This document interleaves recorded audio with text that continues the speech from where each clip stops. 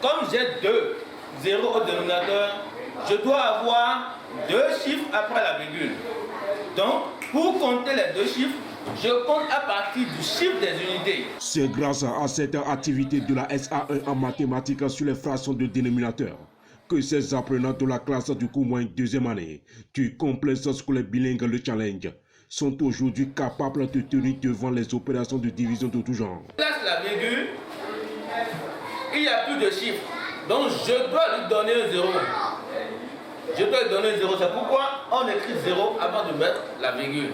Un cours dont la mise en application a été bien assurée par l'enseignant titulaire de la classe, avec une technique propre à lui, afin d'amener les uns aux autres à mieux cerner l'enseignement du jour. L'objectif de cette activité, c'est de permettre aux enfants de savoir transformer une fraction décimale sous la forme d'un nombre décimal et également de transformer une fraction décimale sous la forme d'un nombre entier dès que possible. Une activité au cours de laquelle ces apprenants sont amenés à utiliser des méthodes assez simples pour fractionner désormais les chiffres sans pour autant perdre du temps.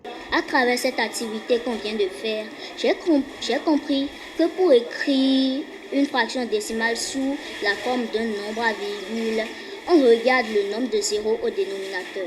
Le nombre de zéros au dénominateur représente le nombre de chiffres après la virgule. Ça va leur permettre de pouvoir déboucher sur l'encadrement et également de pouvoir bien poser les opérations et les additions, les soustractions, parce que certains n'arrivent pas à poser les unités sous les unités, les virgules sous les virgules, et en identifiant l'unité et la partie entière, la partie décimale, ils pourront facilement poser et réussir les opérations.